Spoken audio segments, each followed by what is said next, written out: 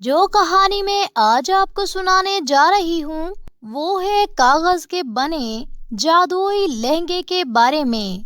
तो चलो शुरू करते हैं इस कहानी को। दोस्तों, अगर अभी तक आपने हमारे चैनल को सब्सक्राइब नहीं किया तो हमारे चैनल को सब्सक्राइब कर लें और बेल आइकन पे प्रेस कर लें ताकि हमारे आने वाली हर नई वीडियो का नोटिफिकेशन आपको सबसे पहले मिल सके। बहुत समय पहले की बात है।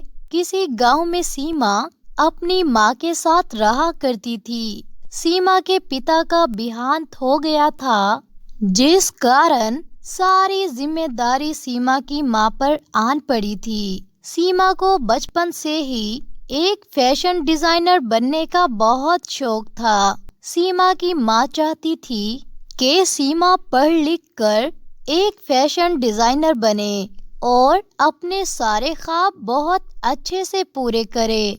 इसी तरह समय बीतता जाता है और सीमा अपने स्कूल में पढ़ने जाती है। सीमा के स्कूल में बहुत ही अमीर लड़कियां भी पढ़ा करती थीं, जो सीमा को हर समय इसके गरीब होने का ताना दिया करती थी और आपस में बातें करते हुए एक दूसरे से कहा करती थी, अरे अरे देखो तो सही, वो गरीब लड़की हमारे स्कूल में आ रही है।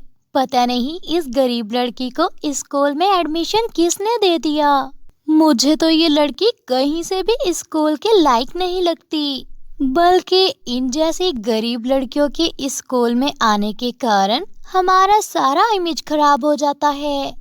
इसी तरह स्कूल में सभी अमीर लड़कियां आपस में बातें किया करती थी और सीमा का खूब मजाक बनाया करती थी और जोर जोर से हंसा करती थी। परंतु सीमा कभी भी इन्हें पलटकर कोई जवाब नहीं देती थी।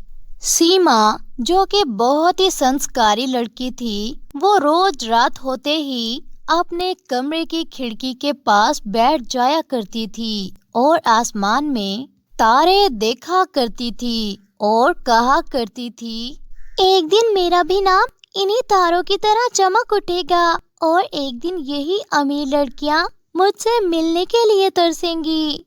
इसी तरह अगले दिन जब सीमा स्कूल जाती है तो बहुत ज्यादा गर्मी होने के कारण उसे बहुत पसीना आता है, जिस कारण सीमा का यूनिफॉर्म बाजू से फट जाता है।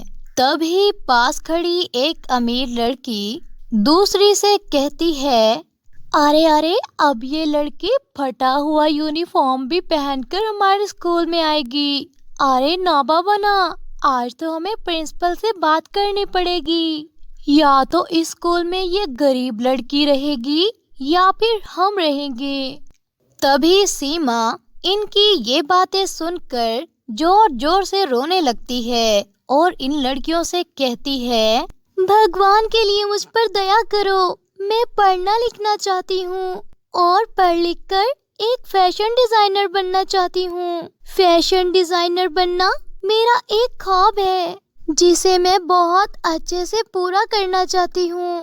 तभी सामने खड़ी लड़की जोर जोर से हंसने लगती है और अपने साथ वाली लड़की से कहती है, अरे कमला सुनो तो, ये लड़की फैशन डिजाइनर बनना चाहती है जिसके पास खुद पहनने के लिए कपड़े भी नहीं हैं।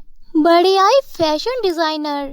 तभी सीमा रोते हुए जोर जोर से कहती है, तुम जैसा कहोगी मैं वैसा ही करूंगी, परंतु तुम मुझे इस स्कूल से मत निकलवाओ वरना मेरे सारे ख्वाब टूट जाएंगे।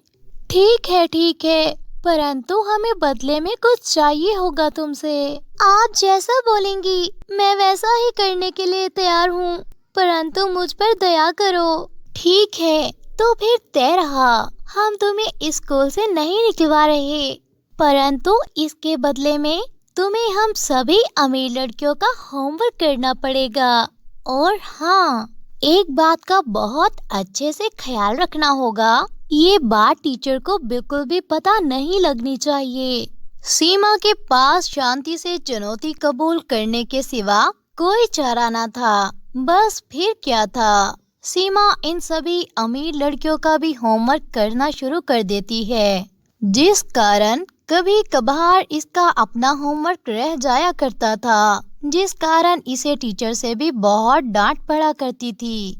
परंतु वो घर आकर खूब रोया करती थी, लेकिन वो कभी टीचर को सच नहीं बताती। अब सीमा की माँ की तबीयत भी खराब रहने लगी थी, जिस कारण वो बहुत चिंतित हो जाती है। एक दिन वो अपनी माँ से सवाल करती है, माँ, जहाँ तक मुझे याद है हमारे पिताजी का एक ऑटो भी हुआ करता था, जिसे वो चलाकर इस घर का गुजारा किया करते थे। वो ऑटो रिक्शा कहाँ है माँ? तभी सीमा की माँ इसे बताती है, बेटा वो ऑटो रिक्शा तो इनके स्टोर रूम में है।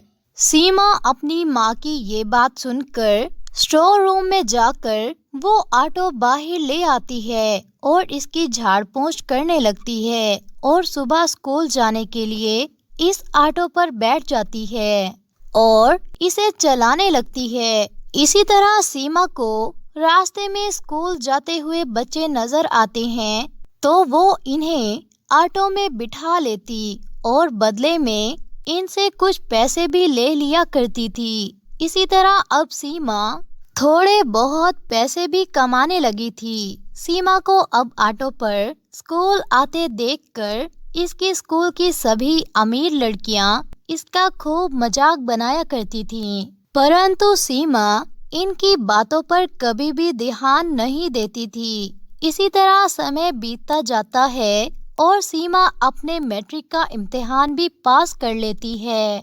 और इसी तरह एक रात जब सीमा अपने कमरे की खिड़की पर बैठी सितारे देख रही थी, तभी खिड़की में से एक कागज आकर इसके पास गिरता है, जिसे देख सीमा बहुत हैरान हो जाती है और तभी वो कागज बोलने लगता है, अरे मैं कोई साधारण कागज नहीं हूँ, बल्कि एक जादुई कागज हूँ, जिसे आसमान से इस तारे ने तुम्हारे पास भेजा है, जिसे देखकर तुम अपना फैशन डिजाइनर बनने की प्रार्थना किया करती थी। और इस तारे का मानना है कि तुम अपने फैशन डिजाइनर बनने की शुरुआत मुझसे करो, यानी एक कागज से करो। सीमा कागज की ये बात सुनकर सोचती है, मैं भला इस कागज से क्या बना सकती हूँ।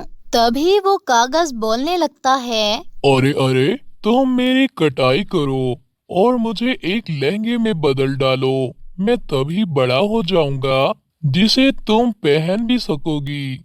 बस फिर क्या था, सीमा इस कागज की कटाई करना शुरू कर देती है और इसे एक लहंगे का रूप दे देती है। वो लहंगा जो कि बहुत ही सुंदर था, इस पर तरह तरह के रंग भर देती है और इसी तरह वो लहंगा बड़ा लहंगा बन जाता है, जिसे देख सीमा बहुत खुश हो जाती है, क्योंकि सीमा सोच भी नहीं सकती थी कि इस कागज के बने लहंगे से इतना जादू हो सकता है। तभी इस लहंगे से आवाज आने लगती है, तुमने मुझे बहुत सुंदर रूप में ढाला है, इसीलिए आज से मैं तुम्हारी सहायता करूंगा। तुम्हें किसी भी चीज की जरूरत हो, तुम मुझसे मांग सकती हो। मैं तुम्हें पैसा, धन, दौलत सब कुछ दूंगा।